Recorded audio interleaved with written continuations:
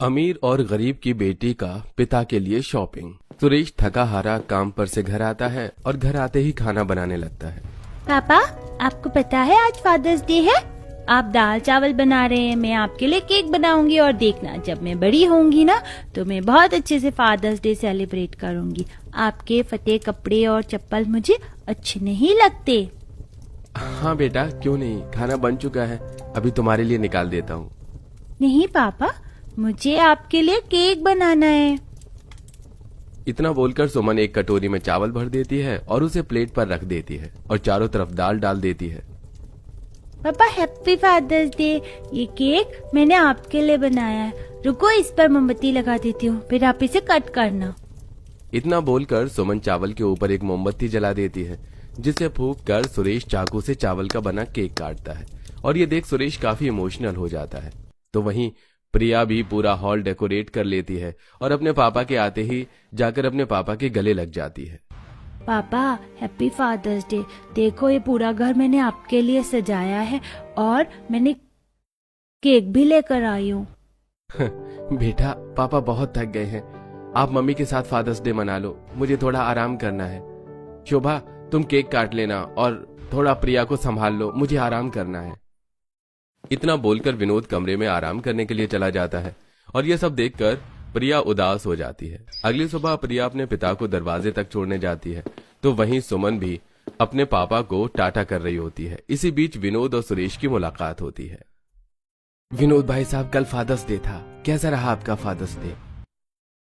भाई क्या fathers day मनाऊं, काम से ही फुर्सत नहीं मिलती, घर आ जाता हूँ वही बड़ी बात है। अरे क्या भाई साहब, यही तो छोटे छोटे पल होते हैं परिवार के साथ के बिताने के। जब से मेरी बीवी इस दुनिया से गई है मैं तो अपनी बेटी को हमेशा खुश रखता हूँ, आप भी थोड़ा टाइम निकाल लिया करो। सुरेश बात करता हुआ काम के लिए चला जाता है तो वहीं विनोद भी अपनी गाड़ी में बैठकर ऑफिस चला जाता है, पर बाहर खड़ी प्रिया सुमन की खुशी देख मुंह बनाकर अंदर चली जाती है। समय गुजरता है और गुजरते समय के साथ दोनों बच्चे बड़े हो जाते हैं। प्रिया, आज तो तुम्हारा जन्मदिन है, तो आज क्या सोचा है तुमने? अंकल तो घर में ही होंगे। तुम्हें पता है मेरे पापा तो मेरा जन्मदिन बहुत अच्छे से मनाते हैं और मैंने आज क्लास में टॉप किया है। देखना, मेरे पापा तो घर में ही होंगे। तुम्हारी माँ नहीं है ना, इसलिए तुम्हारे पापा हर वक्त तुम्हारे साथ रहते हैं और तुम्हारे पापा के पास मेरे पापा जितना काम भी नहीं है। पर आज मेरा जन्मदिन है, कुछ भी करके मेरे पापा मेरे टाइम निकाल ही लेंगे, समझी? सुमन को टेढ़ा जवाब देकर प्रिया अपने घर में चली जाती है और जब सुमन अपने घर में जाती है तो वो देखती है कि उसके पिताजी उसके लिए नई ड्रेस लेकर आए हैं और उसके पसंद का खाना बना हुआ है। पापा, आप ये नई ड्रेस मेरे लिए लेकर आए हैं और आज आपने किस खुशी में मेरी पसंद का खाना बनाया है? और आप दोपहर में घर आपने फिर आज हाफ डे लिया? बिल्कुल अपनी माँ पर गई है, सवाल ही खत्म नहीं होते। आज तेरा रिजल्ट आने वाला था और मैं बहुत अच्छे से जानता हूँ हर बार की तरह इस बार भी तूने टॉप किया होगा, इसीलिए पहले ही तेरे पापा तुझे सरप्राइज देने के लिए आ गए। सुमन को अपने पापा का सरप्राइज काफी पसंद आता है। वो लोग जोर जोर से हंसने लगते हैं और सुमन अपनी नई ड्रेस देखकर काफी खुश होती है। तो वहीं जब प्रिया अपने घर में जाती है तो वो देखती है कि उसकी माँ केक लेकर खड़ी है और उसके पापा ने कुछ गिफ्ट्स उसके लिए भेजे हैं, साथ ही व्हाट्सएप पर उसे बर्थडे विश कर रखा है। जानती हो, ये केक और ये गिफ्ट ऑफिस से तुम्हारे पापा ने तुम्हारे लिए भेजा है और व्हाट्सएप पर तुम्हें बर्थडे विश भी किया है। अब जल्दी से केक काटो। मुझे कोई केक नहीं काटना, मैं चाहती हूँ कि पापा मेरे बर्थडे पर आए। मैं अपने पापा के साथ फादर्स डे बर्थडे सेलिब्रेट करूंगी। जैसे सुमन करती है, उसके पापा उसकी छोटी छोटी खुशियों का ध्यान रखते हैं और मेरे पापा, उन्हें तो मेरी परवाह ही नहीं है, उन्हें तो बस अपने काम से प्यार है। सुमन की माँ नहीं है पर वो फिर भी कितनी खुश है। मेरे पास आप दोनों हो पर फिर भी मैं खुश नहीं हूँ। अब मैं पापा से कभी कोई उम्मीद नहीं रखूंगी। रोते हुए प्रिया अपने कमरे में चली जाती है तो वहीं सुमन अपने पापा की ड्रेस पहनकर कॉलेज जाती है। समय गुजरता है और बहुत जल्द सुमन की पढ़ाई पूरी हो जाती है और उसकी जॉब एक अच्छी कंपनी में लग जाती है। तो वहीं प्रिया अब घर में रहना कम कर देती है, ना तो वो घर में अपना जन्मदिन मनाती और ना ही फादर्स डे। जब भी उसे मौका मिलता तो वो अपने दोस्तों के साथ घूमने के लिए चली जाती। ऐसे ही एक दिन सुबह जब प्रिया अपने दोस्तों के साथ जाने की तैयारी कर रही होती है तो घर के बाहर सुमन प्रिया को देखकर उससे कहती है, प्रिया, आज भी तुम बैग लेकर कहीं ट्रिप पर जा रही हो क्या? आज फादर्स डे है, अब तो तुम्हारे पापा की रिटायरमेंट भी हो गई है, अंकल घर में ही रहते हैं, क्या तुम इस बार फादर्स डे नहीं मनाओगी? तुम अपनी टांग मेरे मामले में मत अड़ाया करो। मुझे कोई शौक नहीं है फादर्स डे मनाने का, और मैं अपने पिता के लिए ऑलरेडी अपने कमरे में गिफ्ट रख चुकी हूँ। और रही विश करने की बात, तो अपने दोस्तों के साथ पहुँचते ही मैं उन्हें फादर्स डे भी विश कर दूंगी। तुम्हें ज्यादा हमदर्दी दिखाने की जरूरत नहीं है। इतना बोलकर प्रिया अपना बैग लेकर ट्रिप के लिए चली जाती है। तो वहीं सुमन ऑफिस जाती है। दोनों बच्चों के जाने के बाद सुरेश और विनोद की मुलाकात होती है। क्या बात है भाई साहब, आज आप घर में हैं? हाँ भाई साहब, रिटायरमेंट तो हो चुकी है। अब तो घर में ही रहूंगा और पूरा टाइम अपने बेबी बच्चों को दूंगा। बहुत पैसे कमा लिए, अब बेबी बच्चों का प्यार कमाना है। पर तुम कहाँ जा रहे हो? आज तो फादर्स डे है ना। पता है भाई साहब, पर मेरी रिटायरमेंट नहीं हुई है। आज कोशिश करूंगा दफ्तर से जल्दी आने की, क्योंकि मेरी बेटी हर साल फादर्स डे पर मेरे लिए कुछ न कुछ करती है। तो मैं कोशिश करूंगा कि हर बार की तरह जल्दी आ सकूं। इतना बोलकर सुरेश दफ्तर के लिए निकल जाता है। तो वहीं विनोद अपने कमरे में जाकर बैठ जाता है और शोभा से कहता है, मुझे तो बस शाम होने का इंतजार है। शोभा हर साल मेरी बेटी मेरे लिए घर सजाती थी, तोहफे लेकर आती थी, पर मेरे पास टाइम नहीं रहता था। पर इस बार का फादर्स डे स्पेशल बनेगा हमारा। विनोद इस फादर्स डे पर काफी खुश था, पर प्रिया नहीं। तो वहीं सुमन ऑफिस से जल्दी छुट्टी लेती है। आज बड़ी जल्दी हो रही है तुम्हें घर जाने की? जल्दी ही होगी। आज फादर्स डे जो है, पापा जल्दी आए घर, उससे पहले मुझे उनके लिए गिफ्ट, केक और बहुत सारे सामान लेकर घर पहुंचना है। और उनकी पसंद का खाना भी तो बनाना है। बचपन से उन्होंने मेरी हर छोटी छोटी चीज का ख्याल रखा है। अब मेरी बारी है। फिर तो जाओ यार और एंजॉय करना, क्योंकि हम तो अपने पेरेंट्स से बहुत दूर हैं। ऑफिस से निकलकर सुमन दुकान से अपने पिता के लिए बढ़िया सा कोट, पैंट, जूते और केक लेकर घर आती है और अपने हाथों से पूरा घर सजाती है और घर की सारी लाइट्स बंद कर देती है। अब शाम को जैसे ही सुरेश घर आकर घर का दरवाजा खोलता है, सुमन लाइट जलाकर अपने पिता को फादर्स डे विश करती है। हैप्पी फादर्स डे पापा, ये आपका सरप्राइज। अब जल्दी से ये कपड़े पहन कर आओ और उसके बाद केक भी काटना है आपको। और देखो, मैंने आज आपकी पसंद का खाना बनाया है। अरे बेटा, तुझे ये सब करने की क्या जरूरत थी? पापा भूल गए आप? मैंने आपसे बचपन में वादा किया था कि जब मैं पैसे कमाने लगूंगी तो फादर्स डे बहुत अच्छा सेलिब्रेट करूंगी। अब आप जल्दी से ये कोट पैंट पहन कर आओ। सुरेश जल्दी से कपड़े बदल कर आता है और खुद को शीशे में देखकर उसकी आंखें भर आती हैं। जिसके बाद वो अपनी बेटी के साथ केक काटता है और अपनी बीवी को याद करता है। देख रही हो सुमन की माँ, हमारी बेटी कितनी बड़ी हो गई है।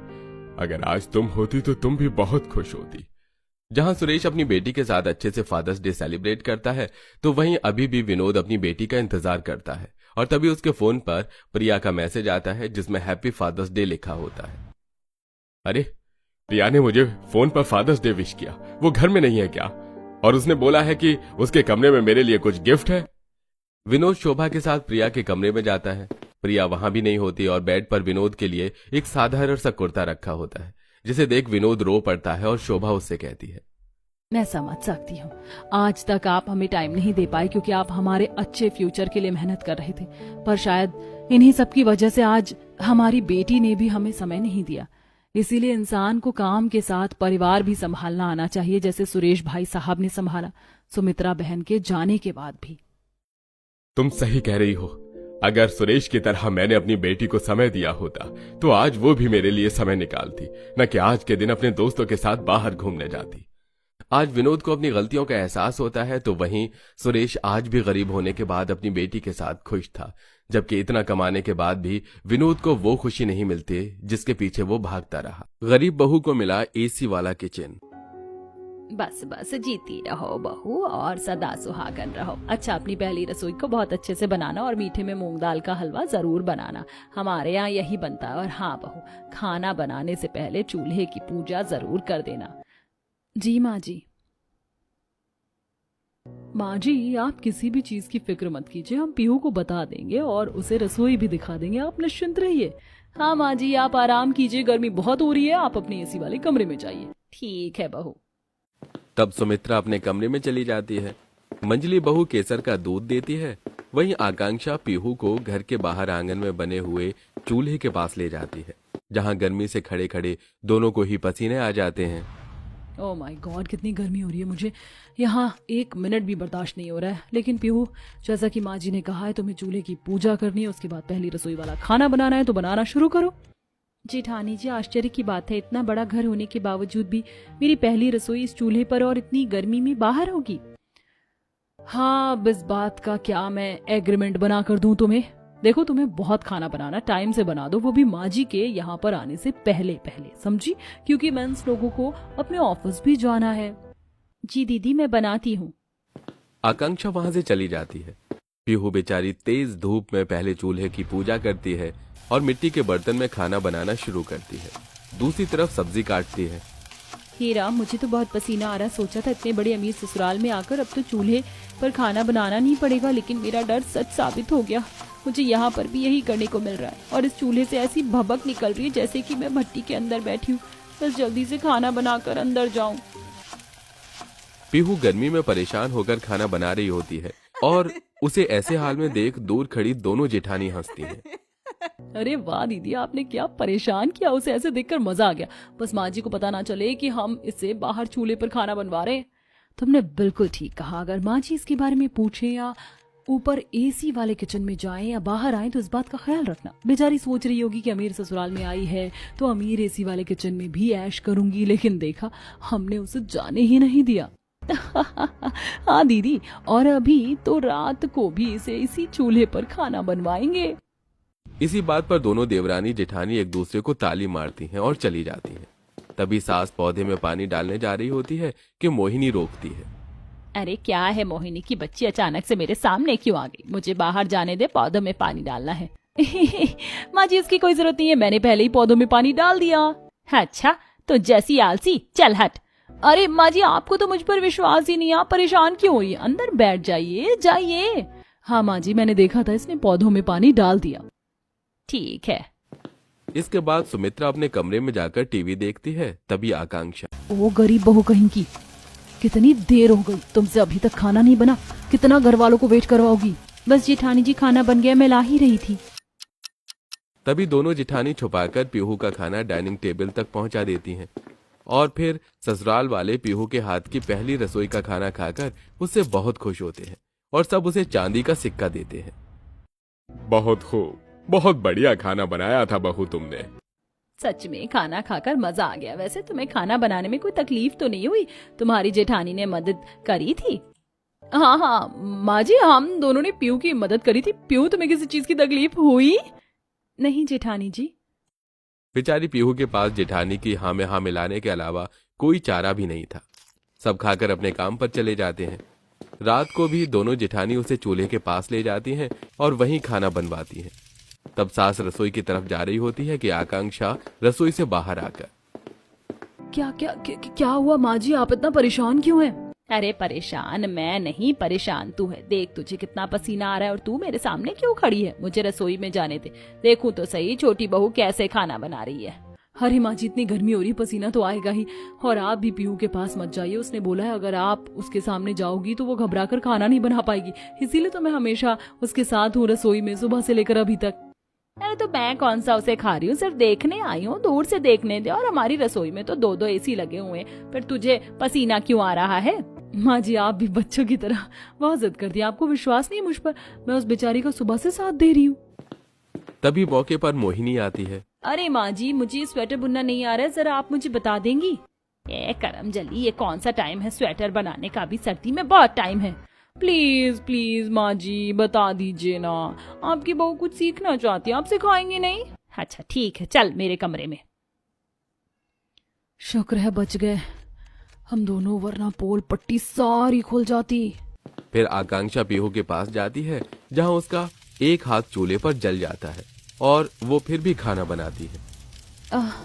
बस बस पीहू, थोड़ी देर और फिर इस जलन पर बर्फ लगा लेना। ओ मैडम जी का हाथ जल गया।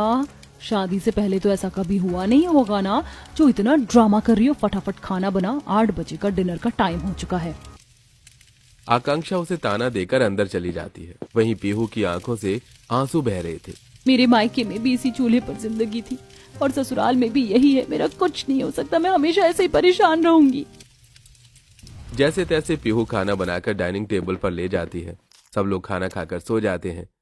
अगले दिन भी पीहू उदास मन से चूल्हा जलाकर चाय बना रही होती है, पर तब सुमित्रा उसे देख ही लेती है। पीहू बहू, तुम यहाँ चूल्हे पर घर के बाहर चाय क्यों बना रही हो? माँ जी, यहाँ नहीं तो कहाँ बनाऊं, यही तो रसोई है। क्या? ये तुम्हें किसने बोला? ये हमारी रसोई नहीं है, ऊपर फर्स्ट फ्लोर पर एसी वाली किचन है हमारी। मैं सब समझ गई, ये सब उन दोनों महारानियों ने करवाया होगा ना। अभी बताती हूँ, छोड़ूंगी नहीं उन्हें। अंदर आओ बहू। माँ जी प्लीज, अगर उन दोनों जेठानी ने जानबूझकर भी ये सब करवाया है तो कोई बात नहीं, मैं कोई कलेश नहीं चाहती। आप भूल जाइए, मैं अंदर रसोई में जाकर खाना बनाती हूँ, आप मुझे बता दीजिए। तो इतना सब होने पर भी ऐसे कर रही है, और तेरे तो हाथ भी जल गया है। रुक, मैं दवाई लगा दूं। तब सास पीहू के हाथ पर दवाई लगाकर उसे एसी वाले किचन में ले जाती है, जहाँ बड़े से एसी वाले किचन को देख पीहू बहुत खुश हो जाती है और मन लगाकर खाना बनाती है। वहीं दोनों बहू अभी तक सो रही होती हैं। वाह, ये कितना बड़ा एसी वाला किचन है। कभी सपने में भी नहीं सोच सकती थी कि ये मेरा एसी वाला किचन हो सकता है। यहाँ तो मुझे बहुत ठंडा ठंडा लग रहा है, पसीने का एक बूंद नहीं आया अभी तक मेरे माथे पर, और वहाँ मैं घर में कितना परेशान होती थी। बाप रे, मैं तो सांस नहीं ली जा रही है। ऊपर से इतनी गर्मी, पता नहीं ये रोटी कब बनेगी। ऊपर से इतनी छोटी रसोई है, रात को सब समेट कर यहीं पर सोने का इंतजाम करना होता है, फिर सुबह हटाकर यहीं पर खाना बनाना पड़ता है। अरे मेरी बच्ची, मैं जानती हूँ तो इस वक्त परेशान हो रही है। अब रसोई को कोसने से क्या होगा, तू हट जा, मैं खाना बना देती हूँ। नहीं माँ, आप रहने दीजिए। जब मैं पूरी पसीने में भीगी हुई हूँ तो आप खाना बनाकर क्या करेंगी? रहने दीजिए। जिद्दी लड़की, मानती नहीं है। तब पति आकर, और मैडम, यहाँ खाना बनाने में मजा तो आ रहा है ना? सुनो, शाम को तुम्हारे हाथ का कढ़ाई पनीर खाऊंगा तो बना देना। जी मैं बना दूंगी। फिर सबको खाना खिलाने के बाद पीहू बाजार चली जाती है और सामान खरीदती है। हाँ, तो मैंने कढ़ाई पनीर बनाने के लिए शिमला मिर्च, प्याज, पनीर और बाकी मसाले खरीद लिए हैं। कल सांभर बनाऊंगी, ये ड्रम स्टिक्स भी ले लेती हूँ। पीहू सारा सामान खरीद कर घर आ जाती है और शाम को भी अपने एसी वाले रसोई में टेबल पर बैठकर आराम से सब्जी की कटिंग करती है। वाओ, यहाँ पर तो जमीन पर भी नहीं बैठना पड़ रहा, और ठंडक कितनी है। और वहाँ मेरी कितनी छोटी सी रसोई थी। यहाँ तो एक एक बर्तन भी अच्छे से रैक में लगे हुए हैं, पर मायके में टब के अंदर ही सब घुसा कर रखना पड़ता है। ओ मैडम, आपकी इस एसी वाली रसोई में आने की कोई औकात नहीं है, तो तुम यहाँ कैसे पहुंची? अच्छा, माँ जी को पता चल गया होगा। फिर भी देखो, उन्होंने हमें कुछ नहीं कहा, क्योंकि वो जानती है तुम जैसी गरीब चूल्हे पर खाना बनाती हुई अच्छी लगती है ना कि ऐसे एयर कंडीशनर किचन में। जेठानी जी, मुझे इस बारे में आपसे कोई बात नहीं करनी। तब दोनों इतराकर वहां से चली जाती है। अगले दिन दोनों देवरानी जेठानी जबरदस्ती पीहू का हाथ पकड़कर उसे चूल्हे पर खाना बनवाने के लिए ले जा रही होती हैं। तब ये देख सास को इतना गुस्सा आता है कि वो अपनी एक बहू को तमाचा मार देती है, दूसरी डरकर पीछे खड़ी हो जाती है। तुम दोनों की हिम्मत कैसे हुई पीहू के साथ ऐसा करने की? कल बस मैं पीहू की वजह से चुप रह गई थी, वरना ये थप्पड़ दोनों को कल ही लग जाता। तुम्हें क्या लगता है मुझे कुछ पता नहीं था? जिस एसी वाले किचन पर तुम इतना घमंड खा रही हो, वो घर और रसोई मेरी है। भूलो मत, तुम दोनों भी एक ऐसे घर से आई हो जहाँ EMI पर सिर्फ घर में एक एसी लगा था, लेकिन यहाँ हर कमरे में हर जगह एसी। तो तुम्हारी हिम्मत कैसे हुई कि तुम पीहू के साथ ऐसा करो? माफी मांगो उससे। माफ कर दो पीहू, हम दोबारा ऐसा कभी नहीं करेंगे। मुझे भी माफ कर दो पीहू। कोई बात नहीं जेठानी जी, भूल जाइए और आज से एक नई शुरुआत कीजिए। इस दिन के बाद दोनों बहू सुधर जाती हैं और आपस में तीनों खुशी से रहती हैं।